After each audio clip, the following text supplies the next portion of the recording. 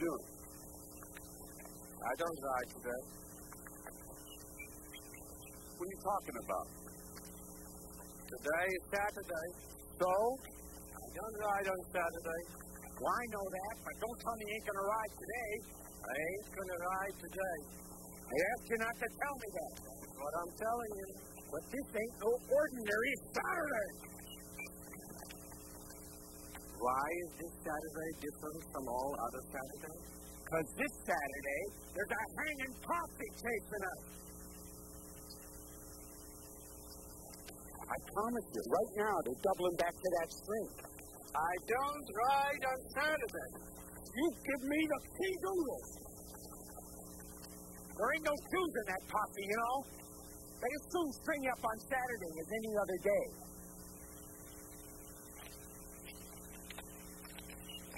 I ain't waiting around for that posse to find us. I'm leaving. Who's asking you to stay? Goodbye.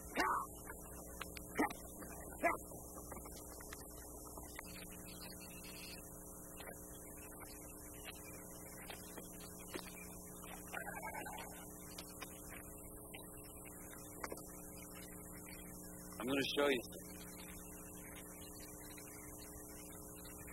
Look over there. You know what that is? Gas? Well, right this side of the house. Know what you are? You're real messy good. It's sugar now.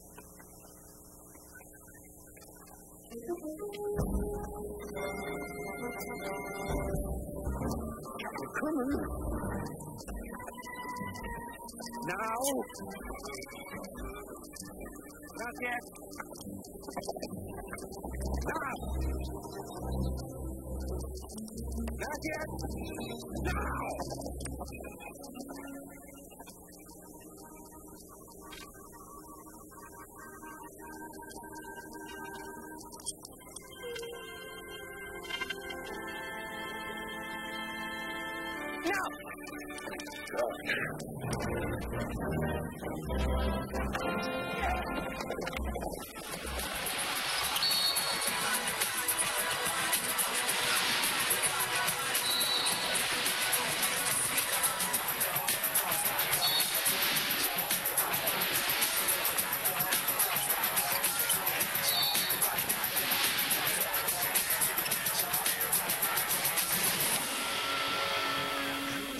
Tamir Goodman. He's from Maryland. You may already know part of the story. He and his family are Orthodox Jews, and so it is their custom and their religion that they celebrate the Sabbath, and they can't play from sundown on Friday till sundown on Saturday. So Tamir was going to go to Maryland. It did not happen. Yeah, and that's a shame because he's an unbelievable player. He reminds me of Pistol Pete. He was a little thin last year, but he's put on 20 pounds this year. You can see he's added more muscle. And look at this range. 30 feet, he pulls it up. Last year he averaged 37.5 points a game. This year he's playing with a better team, so the points aren't quite there. But he's one of the best all-around players, in my opinion, in the country. I think he's being a little underrated right now because of the whole Maryland situation. But I look for Tamir to be a major, major player in college. The interesting thing, too, is Tamir holds true to his religious beliefs, and the one thing you need to do there is respect what Tamir Goodman and his family are all about. To the promised land. A little hardwood rap from the streets of Baltimore with the grooves and the moves. Gonna tell you a story about a brother grew up as part of the tribe who plays a little hoop with a little bit of pride. Check, introducing now the double J. He jams with the yam, still he can play. Signatures by the part he's gonna reclaim. Jump out of your seat and say, Shorty got damn. He can slam dunk, got funk, doesn't deal with gold junk. And let me be blunt, Shorty's got a lot of spunk. Every one of his games is like watching a show. So give the boy props, gonna try and go pro. For like the reason to mourn. Strings all day, they never gonna get rid of the kid with the lid. Kid with the lid is a basketball sensation. Kid with the lid is a light on to Gotta show the light, y'all. Kid with the lid is the real thing. Gonna keep it real. Take it to the prom. His passengers are unafraid that they do not want themselves to be considered outlaws. Tomorrow they will be prisoners, but today they proclaim their right and title to Israeli citizenship.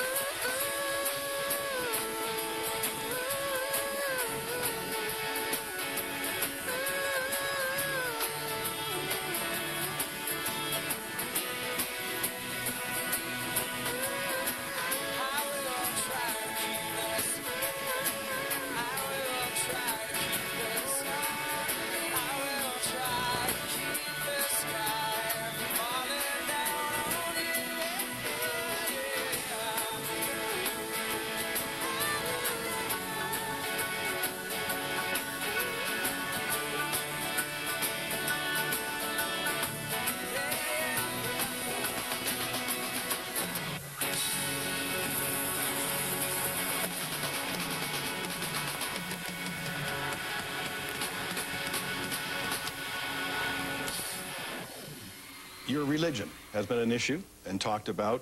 When you invoked God and thanked God at your address in Tennessee, I talked to Bill Bennett about it on CNBC this weekend, and he had an interesting observation, which I want to roll for you and give you a chance to respond to it. Okay. If you were a Catholic vice president and invoked God as many times as Joe Lieberman did and spoke about, even referred obliquely to Catholic faith, Catholic doctrine, I'm not sure you wouldn't get a lot of criticism. There's a way in which Catholic faith and the public enunciation of Catholic faith and doctrine is offensive to the media and to others in a way that I think being a Jew is not. Fair? Typically provocative, Bill Bennett's statement might be right, and of course it's wrong that that is so. It's wrong that there's that reaction, and I hope maybe in some small way if more of us, not to impose, I mean, this is not a question of church and state separation, we're all for that.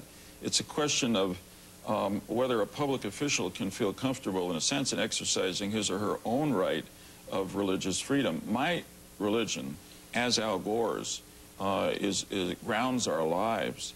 And at that moment in Nashville, standing there, feeling a sense of miracle that the vice president had asked me to be his running mate, I just felt so grateful that those words of prayer came out of me, because that's what I believe. That's where it all comes from. Let me show you what the Constitution says about the inauguration.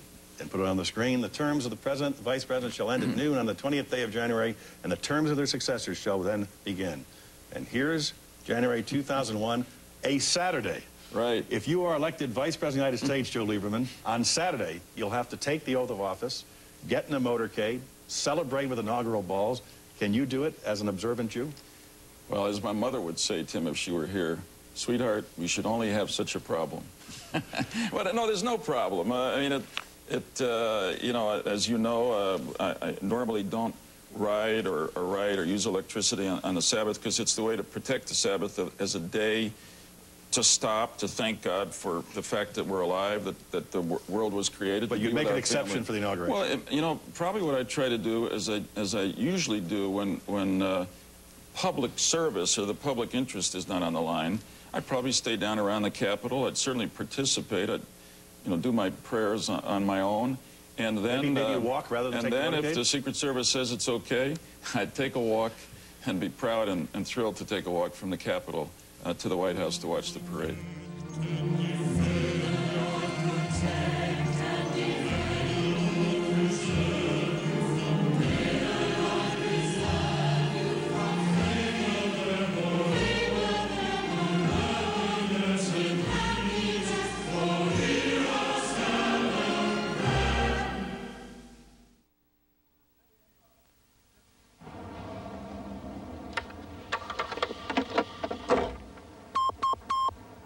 Melvin, it's your mother. Call me back. Mother again, Melvin. Don't forget to call. Guess who? I still haven't heard from you, Melvin. Remember me, Melvin? We spoke once, a very long time ago. I'm the one they call your mother. Answering machines. To buy or rent from British Telecom. You never have to miss any of those vital calls again. Unless, of course, you want to. Melvin? Melvin? I know you're in there. That'll be the phone. Don't move. Hello? Mom, it's Melvin. I'm wearing it now. It's great. And what do you think of the turtleneck? I'm making one for your father, but, I don't think he's got the neck for it. The neck's fine. And the colour? Camel. I like camel. It's taupe. They call it taupe. Okay, so I like taupe. But you'd have preferred the camel. Mom, I love it. It's terrific. Melvin, what about the motif? You've got to have a motif. You ask your Anthony, he's with it. It's so fine. I love it. I'm ecstatic. I'm over the moon. So you like it? You're pleased? Oh, good. Bye-bye. He doesn't like it. Phone to say thank you. It's always appreciated. He will like it. It'll grow on him. When he gets the matching socks, he'll love it. The whole ensemble. Nothing. Maybe I should phone the hospital. Or the police. Maybe you should call MI5. Oh, I do admire your self-control, Bernice, considering it's your husband that's missing. He's 15 minutes late. Melvin always phones if he's going to be late. Ooh, what's the name of that fella he works for? Willis? She can't ring Vernon. That's it, Vernon Willis. She can. So you think he was going to one of those two places? Oh, thank you. Good night. Oh, and Vernon, bon appetit. 2 numbers, please. Butterworths of Hemel Hempstead. With redesigned phone books and improved directory inquiries, it's never been easier to find a number. Brigham Shaws of High Wycombe, please. It's not there either. Harry, think. If you were Melvin, where would you have gone? Rio de Janeiro. What'd you say? I said I really didn't hear you. I said, if you were... I come in 20 minutes late and you call all these people? You come in 20 minutes late, I go out 10 years early. You have asked for an audience, Rabbi. What is troubling you? I've come to ask you to put an end to the disputation. You too? Why? I thought you were doing rather well. Too well, Your Majesty. I've come at the request of the Jewish people, many of whom have begged me to proceed no further. What for? I'm looking forward to the closing speeches. We are an oppressed people, Your Majesty. We have many enemies, especially among the Dominicans. A great hatred is growing the longer I continue this debate. I promised you the safety of your people. Trust me. Had I not trusted you, I would not have opened my mouth in this disputation. So there is one Christian that you feel you can trust. It is not the Christian in you that I trust, Your Majesty, but the pagan. Oh? Am I a pagan, then? Pagan likes to see a good fight. A good fight can only be had on equal terms. That is the pagan sense of justice. But I'm afraid that paganism is dying all over Europe. Soon there will only be one ruler in Christendom, the Pope, and there will be no fair play left for the Jews. I am still king in Aragon.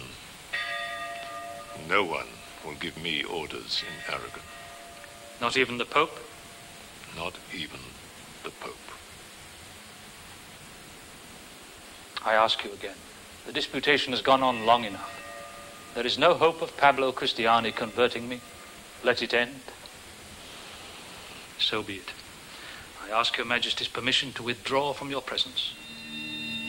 Complacent, self-satisfied, superficial. These are heavy charges. To acknowledge one's own sinfulness is certainly a great thing. But shall we call ourselves utterly worthless? Were we not created in the image of God? And is it not an insult to God to call ourselves worthless?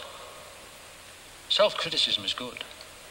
And where can you find more examples of this than in our Jewish writings? What other nation has put on record in its sacred book every backsliding, every weakness, every sin and disloyalty of which it has been guilty? The sins of the Jews are recorded there, and our enemies are not slow to use this record against us. But blessed is the nation that is not afraid to give such a handle to its enemies. But let us consider, what is the aim and purpose of humility and self-criticism? Is it not to learn from one's errors and do better in the future? But if we carry humility to such a point that one says, I am utterly worthless, no action of mine can ever be good, then the incentive to improvement has been abolished, and excessive humility becomes an excuse for lack of effort. This is what you Christians do. You ask God to take you over. You give up the task for which he put you into the world, like a child who refuses to walk. And then a worse result comes about. You fancy that God has taken you over, that your Savior has snatched you from the abyss into a state of sinlessness in which you can do nothing wrong. From a state of abject humility, you emerge into a state of incredible arrogance and proclaim that you are saved and that God is now speaking through your mouth. But we Jews know that no man on this earth is ever without sin. Not Moses, not even the Messiah. We must grapple with the evil instinct from the first day of our lives to the last. Is this our complacency? Is this self-righteousness? We Jews, you say, are proud and an elite because we reckon ourselves the chosen people of God. But for what were we chosen? To show all nations an example of a people who is not afraid to stand upright on the earth. To regard no man as God, to look even God in the face and not be overwhelmed. This is why we are the chosen people of God. For God does not want us human beings to be wretches and cowards who dare not stand on our own feet. And this is what makes us hated by all the nations on earth, who reckon that we are endangering their lifestyles their saviors and demigods who saved them from the effort of living like men. We are proud, yes, but we want all men to be proud. We were chosen, yes, but for what? For power, for happiness, for rest and security in our possessions? No, for pain and misery and persecution and wandering over the face of the earth. Do not say that we have not seen the abyss. We who are on the brink of it every day of our lives. We who began our journey by crossing the desert with only the pillar of fire to guide us, we have seen it. Yet we continue our journey. By the guidance of God's law, which was given for men, not for angels or devils. Moses, who delivered the law to us, gave us also a saying when he stood before his death on the border of the promised land. Be strong and of good courage.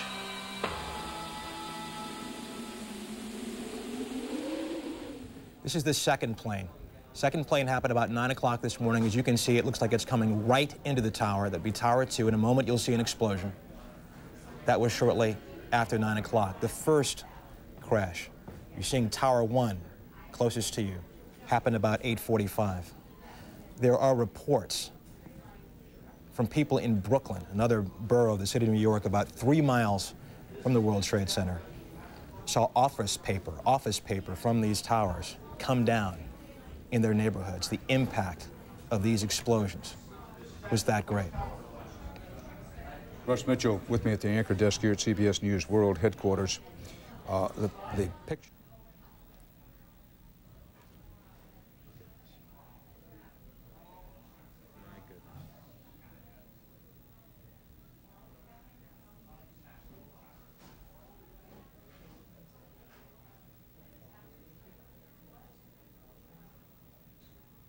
The World Trade Center Tower in New York collapsing.